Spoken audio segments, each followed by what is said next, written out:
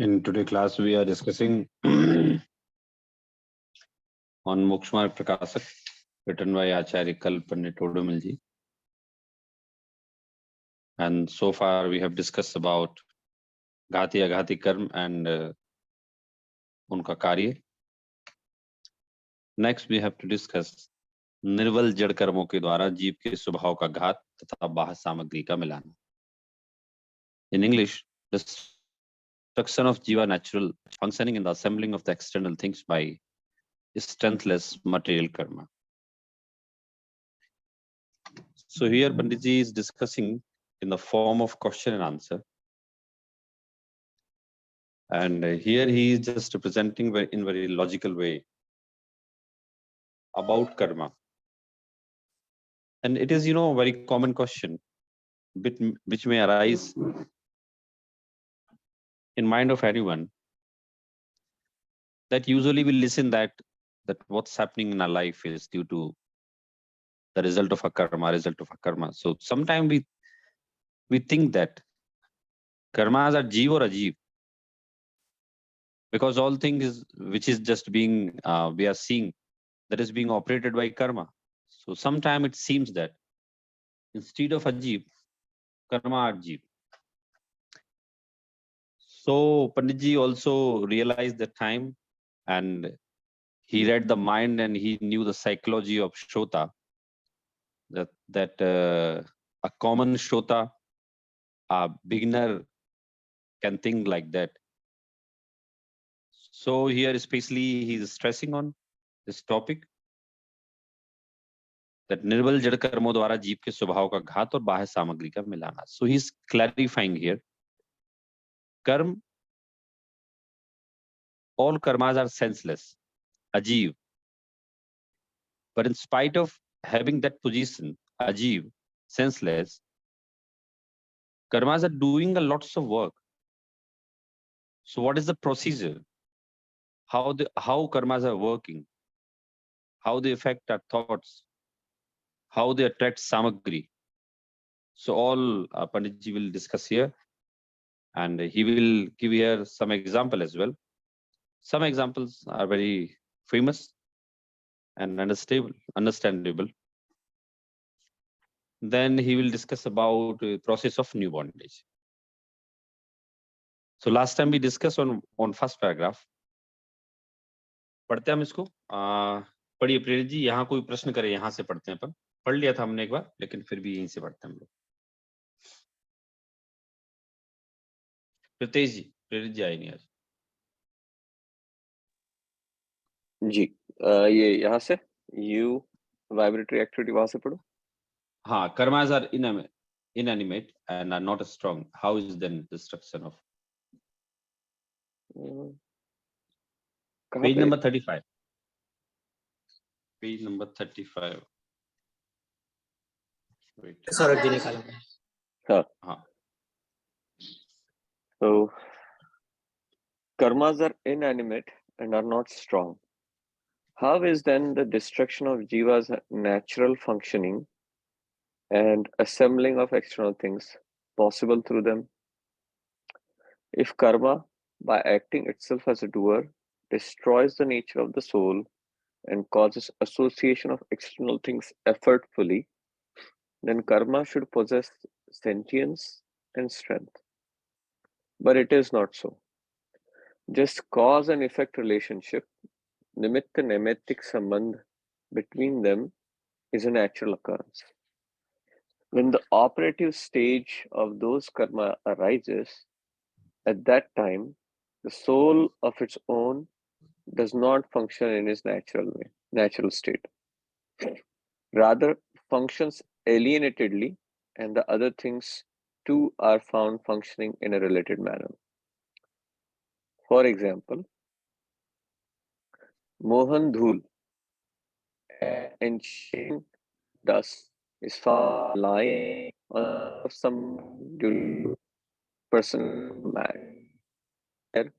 At Mohan Dhul neither knowledge nor mad appears to cause by the Dhul. There, the Mohan is only the person's own become touchly exists with the cause and effect relationship. Further, just as at the time of sunrise, Chakwa Chakwi, the male and female birds of यहाँ duck तक समझ लेते family, हैं, पहले यहाँ तक समझ लेते हैं, मोहन धूल तक। ठीक है, देखिए इस संबंध में एक प्रवचन सार में एक चर्चा है थोड़ी सी। So I would like to discuss over here related to this subject.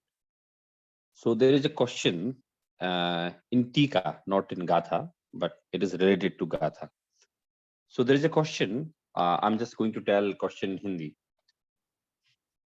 द्रव्य परिणामी है या अपरिणामी? जीव द्रव्य, स्पेशली जीव द्रव्य परिणामी है या अपरिणामी? तो परिणामी से तात्पर्य कि भाई ये जीव मिला हुआ है, मतलब जीव और अजीव एक हैं या अलग अलग हैं? ये अगर ये एक हैं, ठीक है, तो फिर ठीक है, हम ऐसा मानते हैं कि शरीर को दुख हुआ तो मतलब जीव को ही दुख हुआ, दोनों एक ही है। तो फिर अन्य तत्वों की तो कोई बात नहीं रह जाती है। थोड़ी तत्वासूत्र में आएगी टीका में, तो अन्य तत्वों की तो कोई बात नहीं रह जाती है। फिर आएगी साहब ये अलग अलग अगर हैं, जीव और अजीव अलग अलग हैं, तो अलग अलग हैं तो आपने चर्चा कर ली ना दो द्रव्यों की, फिर आगे के तत्वों की चर्चा करने की क्या आवश्यकता है? आप आश्रम को क्यों लेते हो, बंध को क्यों लेते हो, संवर को क्यों लेते हो, 7 तत्वों की चर्चा में इसको क्यों लेते हो? तो वहां उत्तर दिया कि जीव द्रव्य कथनचित मिला हुआ है, कथनचित अलग अलग, मतलब कथनचित परिणामी, कथनचित अपरिणामी। पर्याय अपेक्षा जब उसको देखते हैं तो मिला हुआ दिखाई देता है हमें। वैसे भी संसार अवस्था में तो कभी जीव अलग दिखाई देता ही नहीं ना, चूंकि इसको मुक्ति भी होती है। तो मुक्ति होती है तो हमने ये देखा कि ये जीव अलग हो जाता है और अजीव अलग हो जाता है। तो हमने इससे जानना कि ये एक भी दिखता है और अलग भी है। उदाहरण दिया बहुत बढ़िया, स्फटिक मणि का उदाहरण दिया कि जिस तरह से स्फटिक मणि के नीचे एक जपा कुसुम करके होता है, कोई लाल कलर का फूल होता होगा, उस समय चलता होगा, अभी भी चलता हो तो हम लोग नाम नहीं जानते। तो बोले अगर उसको स्फटिक मणि के किसी कोने पर लगा दिया जाए ना तो पूरी स्फटिक मणि को लाल दिखाता है। तो ऐसे अगर किसी ने पूछा भाई किस कलर की का पत्थर है ये, तो हम बोलेंगे लाल कलर का। लेकिन वो लाल कलर उसमें मिला हुआ नहीं है, क्योंकि वर्तमान में मिला हुआ दिखाई दे रहा है, इसलिए वो जो है वो हमें मिला हुआ दिखाई देता है, वैसे उसमें मिला हुआ नहीं है। तो कथनचित मतलब एक अपेक्षा से देखा जाए तो जीव और शरीर एक है, और वो अपेक्षा ये है वर्तमान अपेक्षा से देखा जाए तो जीव और शरीर एक दिखाई देता है, और अगर हम मूल स्वभाव की अपेक्षा से देखें तो वो अलग अलग दिखाई देता है। अब आगे का जो सब्जेक्ट है तो उसकी डिटेल अब यहीं से प्रारंभ होगी कि भाई कर्म आत्मा के साथ चिपके हुए हैं, है ना। अब हम बहुत सी बार सोचते हैं, पहले हम इसकी प्रक्रिया जानते हैं कि प्रक्रिया क्या है, व्हाट इज द प्रोसीजर। तो योगों के द्वारा कर्मों का आगमन होता है, ठीक है। पहले तो हमें ये समझना पड़ेगा कि कर्म आते कहाँ से, क्योंकि हर एक चीज का एक एंट्री होता है, एक एग्जिट होता है। तो कर्म आते कहाँ से हैं भाई, ऐसा क्या होता है, क्या प्रक्रिया होती है, क्या प्रोसेस होती है, कर्म आते हैं। अब कर्म तो चूंकि अजीब है तो उनकी प्रोसेस क्या है, तो इसके लिए आचार्य उमा स्वामी ने 7वें अधिकार में कहा है कि योग के कारण से आश्रव होता है। योग क्या होता है, बोले मन वचन काया की चंचलता को योग कहते हैं, और उस योग के कारण से आश्रव होता है, राइट। मतलब हमारे आत्मा में कर्मों का आगमन जो होता है वो योग के कारण होता है, अर्थात मन वचन काय हमारे जो विकारी अविकारी रूप परिणमित करते हैं, मन वचन काय हमारे जो शुभ या अशुभ रूप परिणमित होते हैं, उसके कारण से हमें बंध, आश्रव और बंध होता है। अब ये आश्रव और बंध दो प्रकार के होते हैं, एक शुभाश्रव, एक अशुभाश्रव।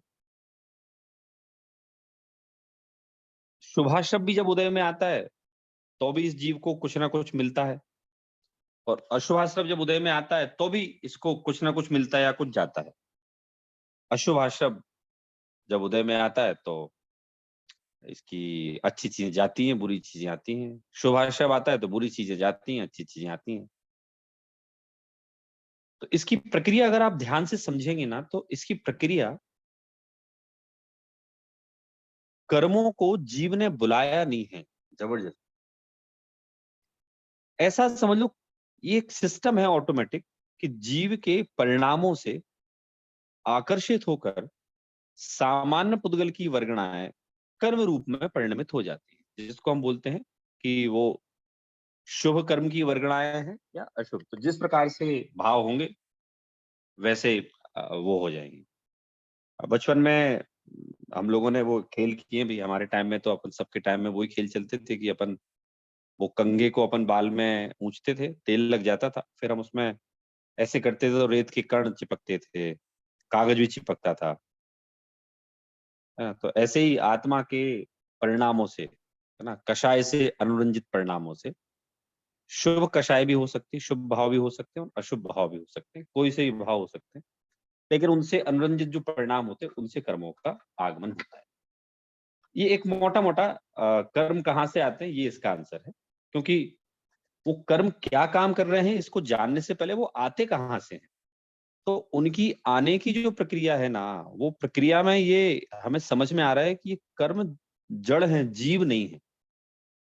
But the main and big question which arises that in spite of having non-sense, it means karmas are not having any sense, all karmas are operating to जीव in so big manner. मतलब हमें कभी कभी ऐसा लगता है कि karmas are the controller of our atma, ऐसा नहीं है, लेकिन फिर भी यहाँ एक शब्द का प्रयोग किया, निमित्त नैमित्तिक। इंग्लिश में भी वही लिया उन्होंने, उन्होंने चेंज नहीं किया, वो निमित्त नैमित्तिक संबंध ही लिया उसको। ठीक है, तो पहले तो ये समझ लें कि कर्म का बंधने से लेके जाने तक की जो प्रक्रिया है, बंधते जीव के साथ है, लेकिन वो रहते अजीव हैं और वो कभी जीव नहीं हो सकते। जीव के साथ इतने समय से रहने के बाद भी पुद्गल की वर्गणाएं कभी जीव नहीं हुई, वो सदैव जो रही हैं वो अजीब ही रही। ये जानने के बाद कि जो कर्म है, इनएनिमेट शब्द प्रयोग किया है यहाँ अजीब के लिए, कि वो karmas are inanimate and are not strong. How is then destruction of जीव, natural functioning and assembling of external things possible through them? भाई अगर ऐसा कर्म है तो फिर कुछ बलवान नहीं है, तो फिर उनका बाह्य की सामग्री कैसे मिलाते हैं वो? आंसर दे रहे हैं कि अगर कर्म स्वयं कुछ करे ना, स्वभाव का घात करे, if karma by acting itself as a doer destroy the nature of soul and causes association of external things effortfully, then karma should process sentience and strength. भाई अगर वो कुछ अपना जबरदस्ती करें तो फिर उनको चेतनपना चाहिए और फिर बल भी चाहिए, तो ऐसा तो है नहीं। तो यहाँ कहा सहज निमित्त नैमित्तिक संबंध, just cause and effect relationship.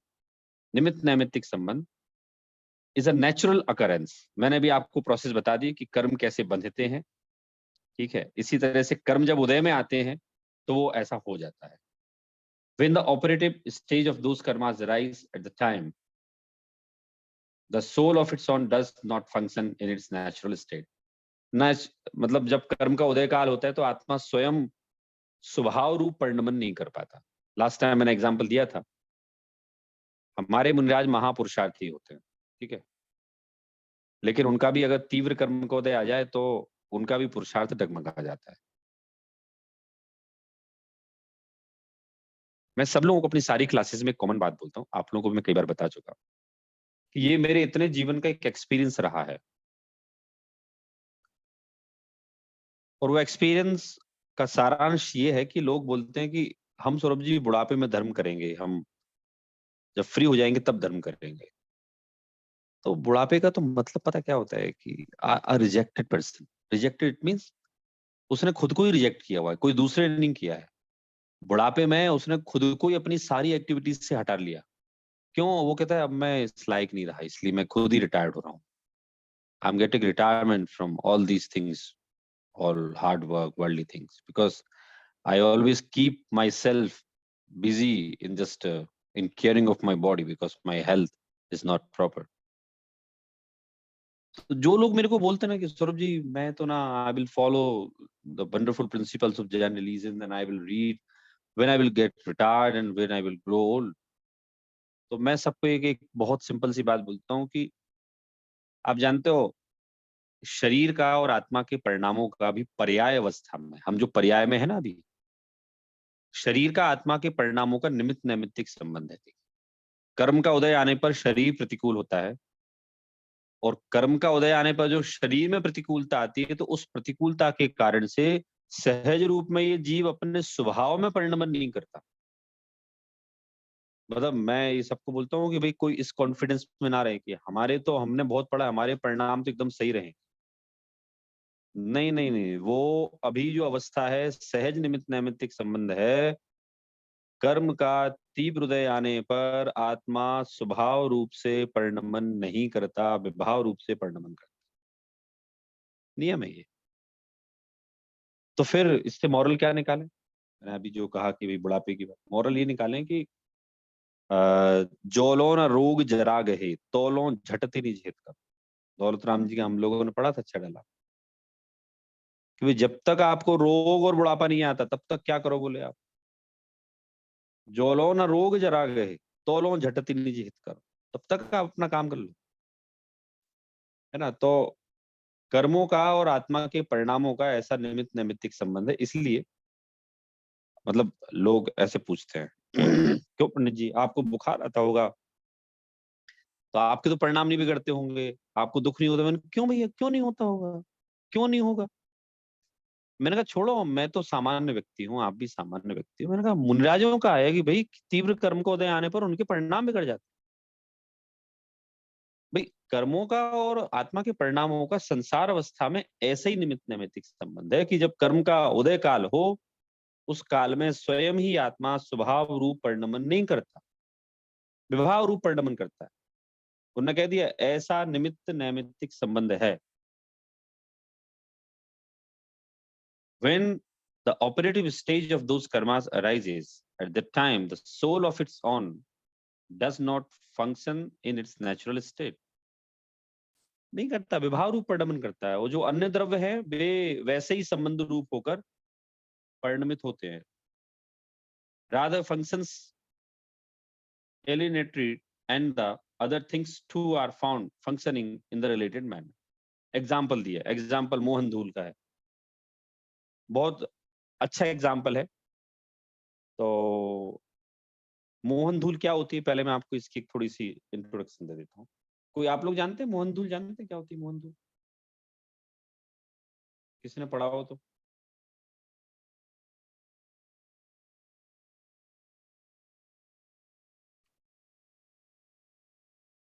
कुंजन जी, प्रेरित जी, पता है आपको? सौरभ जी, मोहन धूल क्या? पता है किसी को? नहीं, नहीं सुना कभी सब मोहन नहीं, जी के बारे में। नहीं सुना, कभी नहीं सुना मैंने। नहीं सुना? अभी देखो बताता हूँ, आप लोगों को ध्यान आएगा। आप जानते हो मंत्र होते हैं, मंत्र, है ना। मंत्र की शक्ति जो होती है आप लोग जानते हो, बीजाक्षर शक्ति बोलते हैं, और वो अभी भी होते हैं, ऐसा नहीं होते हैं। क्या होता है कि एक धूल ली जाती है और उस धूल को किसी मांत्रिक के पास जाते हैं, तो वो मांत्रिक क्या करता है, उस धूल को पढ़ देता है, पढ़ना बोलते हैं उसको। पढ़ देता है मतलब क्या करता है, वो उसमें मंत्र पढ़ देता है वो, और वो कहता है भाई जो तुम्हारा दुश्मन है ना, बस तुम कुछ नहीं करो, उसके ऊपर जाके धूल डाल देना, तो वो उसका दिमाग खराब हो जाएगा, पागल हो जाएगा। ऐसे एक और होता है कि मतलब एक ये उपाय होता है। दूसरा उन मंत्रों का प्रयोग कैसे करते हैं कि वो एक छोटा सा बाल का टुकड़ा, एक छोटा सा कांच का टुकड़ा लेते हैं, एक छोटा सा सुपारी का टुकड़ा लेते हैं, और उसको मंत्र पढ़वा लेते हैं उसमें। और फिर जो जिससे दुश्मनी हो, मतलब ये एक्चुअल में आपस वालों में ही होता है, ये दूर वाले को तो कुछ कर ही नहीं पाएगा। जिससे दुश्मनी हो तो उसको बोले आप खाने पे बुलाना, बस खाने में मिला देना, तो उसे पता तो चलेगा ही नहीं, और वो बॉडी में जाके वो एक कांच का टुकड़ा बहुत सारे बन जाएंगे, एक बाल का टुकड़ा बहुत सारे बन जाएंगे, वो बीमार रहेगा, वो पता ही नहीं चलेगा किसी को, डॉक्टर को, मतलब प्रीतेश जी को तो पकड़ में नहीं आएगा कि इसके पेट में हुआ क्या, क्योंकि ये तो डायग्नोस करेंगे ये, और डायग्नोस करेंगे तो इनको पता ही नहीं चल पाएगा कि ये हुआ क्या, क्योंकि वो आपकी मशीन में तो दिखेगा ही नहीं वो। फिर पूछा जाएगा कि कोई मांत्रिक से किसी को समझ में आएगा कि भैया ये बीमार रहते हैं और ये बीमारी के जो लक्षण हैं, ये लक्षण तो इस ओर इंगित कर रहे हैं कि जैसे किसी ने मंत्र दिया हो, मंत्र देके कुछ खिलाया पिलाया हो। तो बोले भाई कौन है देखो जरा गांव में, मांत्रिक कौन है, तो मांत्रिक के पास गए। बोले भैया आपने दिया, बोले हाँ दिया। किसने दिलाया था, नाम बता दो। तो नाम बता दिया। कौन निकालेगा, बोले मैं निकालूंगा। तो मंत्र से वो फिर उसके पेट से वो बालों के जो गुच्छे रहते हैं और जो उल्टी उल्टी करा करू के वो, और उल्टी भी नहीं कराता, कभी कभी वो झाड़ू झाड़ के ऐसे निकाल देता है। तो ये मंत्र होते हैं, मतलब टोडरमल जी ने प्रयोग किया है ना ये, तो ये होते भी हैं। ऐसा एकदम ऐसा नहीं है कि ये मंत्र होते ही नहीं है, ये मंत्र होते हैं। बराबर। अब तो एक तो ये मैंने आपको बताया कि जो किसी से दुश्मनी हो तो ऐसे वो लोग निभाते हैं। तो ऐसा एक ये मोहन धूल भी उसी का एक प्रकार है कि मोहन धूल किसी को के माथे पर डाल दो तो वो पागल हो जाता है। तो अब यहाँ पंडित जी कह रहे हैं कि वो धूल को कोई ज्ञान नहीं है ना, वो धूल को कोई ज्ञान नहीं है और उसमें कोई बल भी नहीं है, लेकिन फिर भी बोले उस मोहन धूल से पागल हुआ तो देखते हैं। और मोहन धूल तो बोले निमित्त है, पुरुष स्वयं पागल हुआ इसमें। अब तो बोले कैसे, बोले अब मोहन धूल का और उसके पागल होने का ऐसा निमित्त नैमित्तिक संबंध बन रहा है। जैसे एक बार अपनी क्लास में डिस्कस हुआ था, मैंने बताया था आप लोगों को कि जैसे अपन कहते हैं ना कि भाई आप लोग साइंस की भाषाएं बोलेंगे कि मेडिकल साइंस की भाषाएं बोलते हैं कि उनका ब्रेन का नर्व सिस्टम प्रॉपर वर्क नहीं कर रहा है, इसलिए वो प्रॉपर वर्क नहीं कर रहा है तो अनयूजुअल क्रियाएं हो जाती है, जैसे सोते ही रह जाते हैं वो उनकी बॉडी के जो सिग्नल से प्रॉपर नहीं मिल रहे हैं। तो अब इसमें क्वेश्चन ये होता है कि भाई ये तो बॉडी के नहीं मिल रहा है, तो इसमें आत्मा कहाँ से आ गई? आत्मा के तो प्रॉपर है ना चेतना उसमें, लेकिन आप कह रहे हो कि आपके दिमाग की कोई नस दब गई है तो नर्व सिस्टम काम नहीं कर रहा है। तो ये तो दिमाग का नहीं कर रहा है, आत्मा इसमें कहाँ से आ गई? तो कह रहे हैं भाई ऐसा नहीं है, आत्मा और शरीर का ऐसा निमित्त नैमित्तिक संबंध है कि कोई कर्म के उदय आने पर वो शरीर में प्रतिकूलता आई तो आत्मा भी स्वभाव रूप परिणमन नहीं कर पाता, उसके ज्ञान में प्रगटपना नहीं होता है वैसा, जैसा नॉर्मल सब सही है। तो क्या नाम कर्म ने एक स्पेसिफिक शरीर बनाया है, और वो नाम कर्म स्पेसिफिक शरीर बना के क्या बोलता है कि मैं जिस रूप में बाय डिफॉल्ट हूं उस रूप में रहा तो आपका आत्मा प्रॉपर फंक्शन करता रहेगा, और अगर ये डिस्टर्ब हुआ कहीं तो आपके ज्ञान का आने का जो मीडियम बंद हो जाएगा, तो फिर आप पागल भी हो सकते हैं, आप सेंसेस प्रॉपर काम भी नहीं कर सक करेंगे आपके। तो मोहन धूल जो होती है ना, मोहन धूल ये मांत्रिक मंत्र पड़ी हुई धूल होती है ये, और होती है, मतलब कहीं कहीं मैंने प्रयोग देखे भी हैं। अ, बचपन में थे, छोटे थे तब जो देते थे मंत्र वो देखे भी हैं मैंने। तो टोडरमल जी के समय तो ऑफ कोर्स होती थी मोहन धूल, अभी भी होती है, क्योंकि मॉडर्न साइंस इस बात को नहीं मानेगा कि ऐसा हो सकता है, लेकिन ऐसा होता है। आप देखेंगे तो आपको खुद ही लगेगा कि वो धूल डालने से पागल हो गया, दूसरी धूल डालने से सही हो गया। मतलब वायरस दिया धूल का, मंत्र का, तो वो पागल हो गया, और उसी दूसरी धूल लेके एंटीवायरस दिया तो सही हो गया। अभी हमारे यहाँ अखबार में आया कल कि सपने क्यों आते हैं, बोले तो बोले जो प्रॉपर नींद नहीं लेते ना, तो बोले मेडिकल साइंस बोलता है कि उससे सपने आते हैं। ठीक है भाई, अब हमने तो आगे कुछ पढ़ाई नहीं। ऐसे ही मोहन धूल वाली बात जो पंडित जी ने कही है एकदम ऑथेंटिक है, मतलब why I am just detailing this about Mohan धूल, कि आप लोग इसको मान जाएं कि पंडित जी ने ये वाला जो उदाहरण लिया है ना वो प्रैक्टिकल लिया है, ये कोई गप नहीं है ये, या कोई काल्पनिक उदाहरण नहीं है ये एक्चुअल है ये, कि ऐसा होता है, आज भी होता है ऐसा, है ना। तो ये उदाहरण लेके उनने समझाया कि भाई किसी को किसी ने मोहन धूल किसी के सर पे डाल दी और मोहन धूल सर पे डाल के वो पागल हो गया। वो लोगों ने कहा भाई पागल कैसे हो गया है?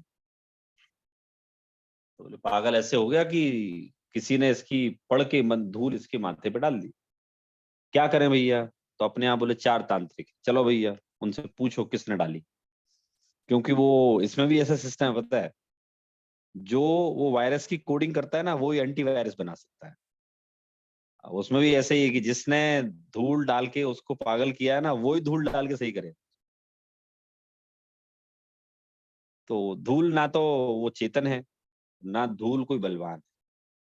फिर भी आप तो यूं समझ लो उस धूल का और पागल होने का ऐसा निमित्त नैमित्तिक संबंध है। इसलिए वो पुरुष का पागल होने का जो परिणमन है वो सहज ऐसा बन रहा है। तो अभी क्लियर हो आप लोगों को ये धूल वाला सब लोगों को? कभी सुना आपने ये वाला कंसेप्ट जो मैं बता रहा हूँ आपको मंत्र वाला?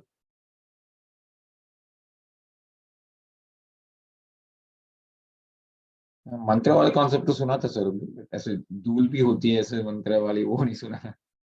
हाँ होती है। तो अभी मतलब अभी गांव में ऐसे देखें तो अभी केस कुछ ना कुछ सुनने में आते रहते हैं।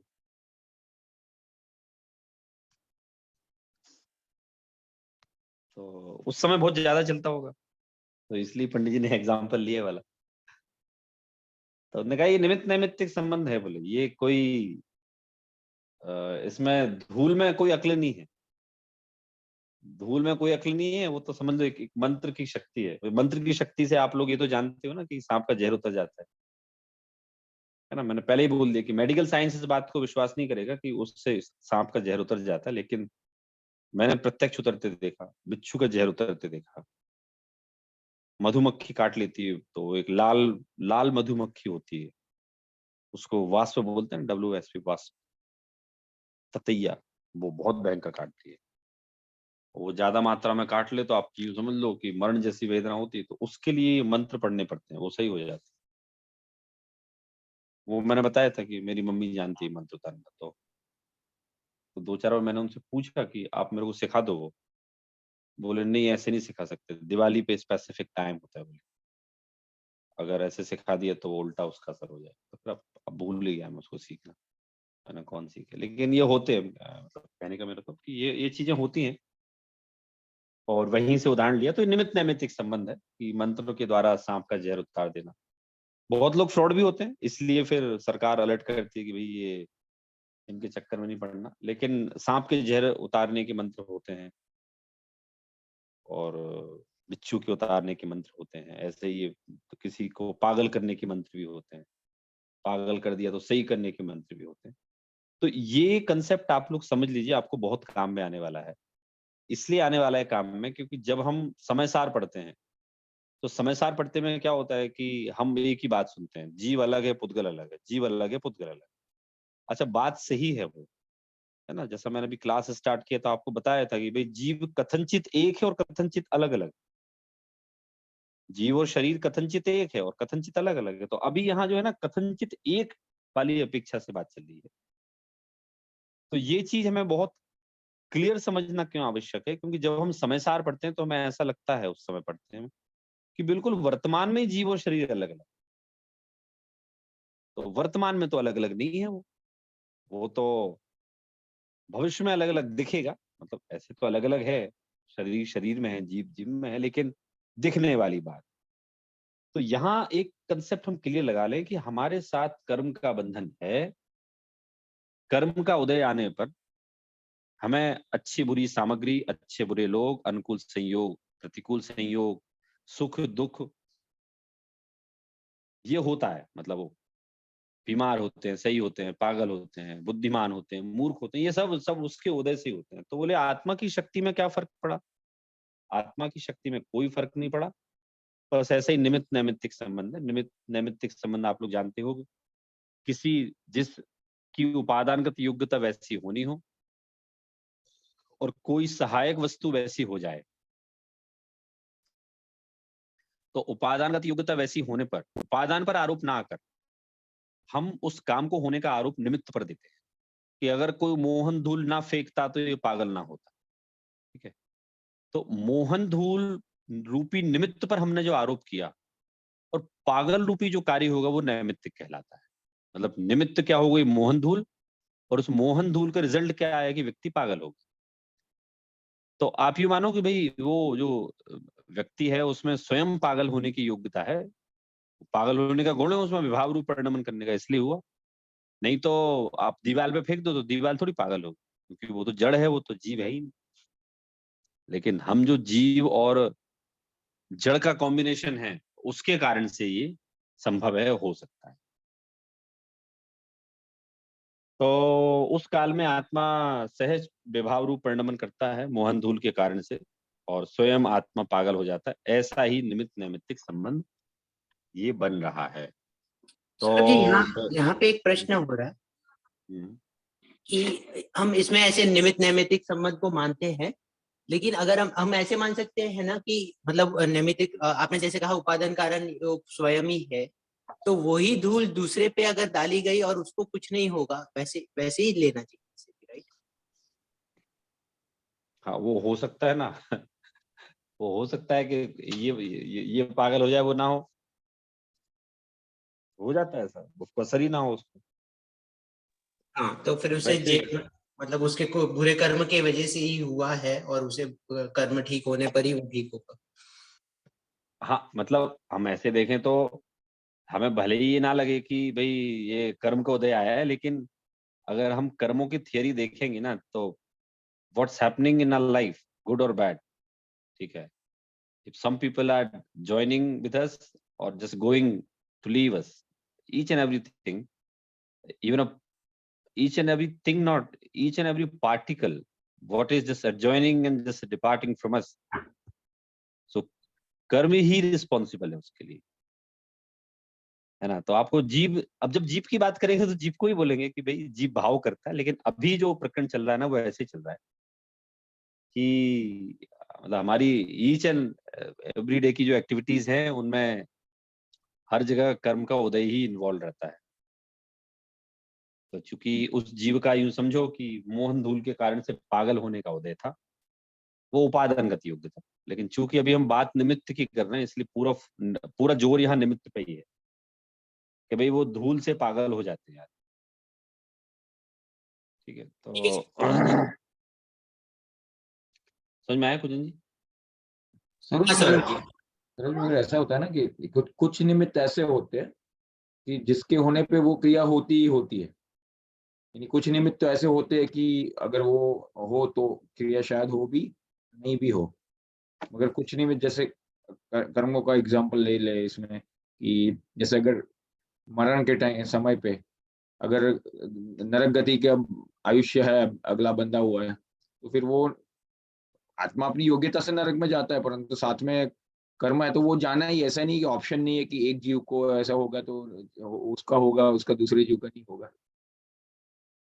जैसे अभी कुंजन ने एग्जांपल दिया, उसमें शायद ऐसा हो सकता है कि किसी का प्रभाव ज्यादा हो, शायद उसको मोहन धूल की असर नहीं लगे, परंतु यहाँ कुछ कर्म ऐसे भी होते हैं कि जिसमें वो कार्य होता ही होता है। उसका नाम भी है एक शास्त्रों में, वो टाइप के निमित्त का, मैं भूल गया उसका नाम। निदत्ति निकाचित बोल रहे हैं? नहीं, निवृत्ति निकाचित नहीं, वो निमित्त का ही, ऐसे निमित्त होते हैं जिसके प्रेजेंस में वो कार्य होता ही होता है। यानी कभी हो कभी नहीं हो ऐसी संभावना नहीं रहती है। वैसे निमित्त की एक कैटेगरी है। हाँ हाँ, देखिए वो एक बात पक्की है। देखिए निमित्त कब बनता है बताऊं मैं आपको। कार्य होने के बाद हम बोलते हैं कि वो निमित्त बना। जैसे अपन कहते हैं ना कि स्टोरीज किन की बनती हैं? आफ्टर सक्सेस स्टोरी, जो सफल हो जाता है ना स्टोरी उनकी बनती है कि भाई उनका फिर कौन सहायक हुआ, कैसे कैसे उन्होंने काम किया, वो एक आफ्टर सक्सेस स्टोरी बनती है। ऐसे ही आप यूं मान लो कि वो उस निमित्त का संयोग ही उनको होगा कि उनकी उपादानगत योग्यता वैसी होगी, उनको ही वो निमित्त मिलेगा, या उसके होने से ही वैसा काम होगा।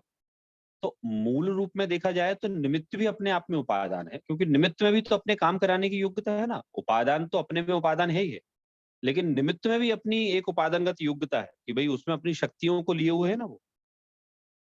तो क्या बोलते, जीव का उदय जिस प्रकार से होगा उसको वैसे निमित्त मिल जाएंगे। और वो कुछ ऐसे निमित्त मिलते हैं जिनके होने पर काम वो वैसा होता ही होता है, तो उसको फिर वैसे ही मिलेंगे ना, क्योंकि उसका उदय वैसा ही है, उसकी उपादानगत योग्यता वैसी है। हाँ, ये इसका नाम नाम मिला मुझे, उसको समर्थ निमित्त कहा जाता है। ऐसे समर्थ निमित्त करके कैटेगरी है शास्त्र में कि अगर वो समर्थ निमित्त, जैसे असमर्थ निमित्त हो, तो कभी वो हो, जैसे किसी ने मुझे कुछ बोल दिया, गाली बक दी, तब मैं गुस्सा हो जाता हूँ, मगर कोई और हो सकता है कि वही गाली पे गुस्सा नहीं हो, तो वो समर्थ निमित्त नहीं कहा जाएगा। परंतु ये कर्मों वाला जो एग्जाम्पल था कि अगर नरक गति का बंद हो गया है तो वो जाना ही जाना है नरक में, तो वैसा जो होता है वो समर्थ निमित्त कहा जाता है। ऐसा ऐसा हाँ बराबर, बंद हो गया तो उसको जाने जाना है ना। तो हम ये कंसेप्ट समझ लेंगे, वस्तु व्यवस्था का कंसेप्ट है, समझ लीजिए वाला।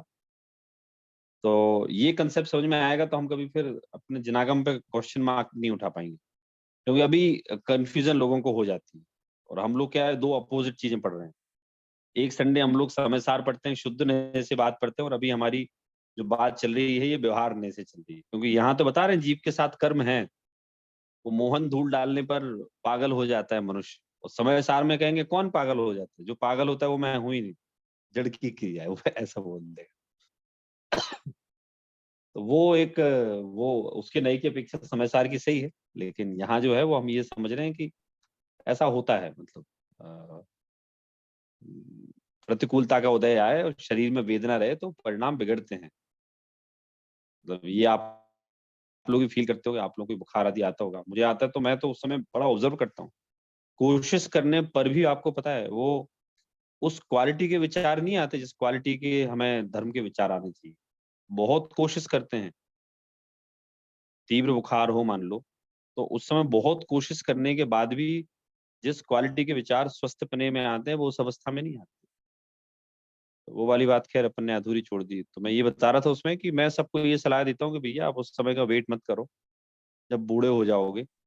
आप मान के चलना कि बुढ़ापे में अर्धमृतक सम बूढ़ापनो कहा है दौलत राम। अब आप जब बीमार रहोगे तो जनागम तो स्वस्थ पने में समझा जा सकता है, उत्कृष्ट विचार है ना भाई। उत्कृष्ट विचार कब आएंगे, जब आप पूर्णतः स्वस्थ रहेंगे। तो ये मेरी एडवाइस सब लोगों को है कि हम जब तक पूर्ण स्वस्थ है ना, तब तक ये बहुत अच्छे से कर सकते हैं। और जो लोग बोलते हैं हम तो बीमारी में चिंतन करेंगे, तो मैं कहता नहीं नहीं, वो नहीं कर पाओगे। बहुत पड़ा हुआ हो तो बिल्कुल कर सकते हैं आप, और उसमें भी अगर तीव्र कर्म का उदय हो तो वो भी नहीं कर सकते। तो ये टोडमिल जी ने ये बोला है उस चीज का कि आप कर्म का तीव्र उदय आने पर, मोहन धूल का निमित्त मिलने पर वैसा काम होता है। फिर उन्हें एक एग्जाम्पल और दिया है, ये भी पढ़ते हैं। पढ़िए प्रतेश जी, पढ़िए further.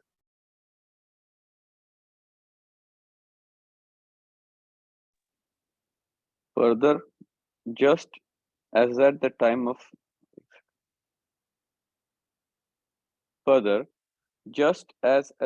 sunrise, Chakwa Chakwi, the male and female birds of duck family, meet together, but there in the night nobody has separated them forcibly out of jealousy, and in the daytime nobody has brought them together out of compassion. Rather, they meet on their own due to nimitt of sunrise. Such only is the functioning of nimitta naimittik samad. In the same way, the nimitta naimittik functioning of karmas should be known. Such is the state of soul owing to the rise of karmas. हाँ Rajiv, देखिए, आगे। उनको ऐसा लगा कि शायद मोहन धूल के एग्जाम्पल से समझ में ना आए लोगों को, तो फिर उन्होंने एक नया एग्जाम्पल और लिया, चकवा चकवी का। इसके बारे में मेरे ख्याल से आप लोगों ने सुना ही होगा। जानते ना आप लोग चकवा चकवी का? चकवा चकवी का जो इंग्लिश में क्या बोलते हैं, चकवा चकवी को जानते हैं क्या आप लोग? मुझे नहीं पता इंग्लिश में नाम क्या है, एक वर्ड होती है ये, वहां पे तो प्रकार की। डक लिखा है। यहाँ duck, the make female words of duck family लिखा है एक्चुअली में। हाँ, मतलब टाइप ऑफ डक। हाँ तो या तो वो मतलब भारत के अलावा वो चकवा चकवी कहीं पाई नहीं जाती हो, ये भी हो सकता है। बाकी संस्कृत साहित्य में बहुत फेमस एग्जाम्पल है, पता है ये। संस्कृत साहित्य में जब कोई प्रेमी और प्रेमिका जब अलग हो जाते हैं तो कवि या लेखक उसका वर्णन इन दोनों से करता है।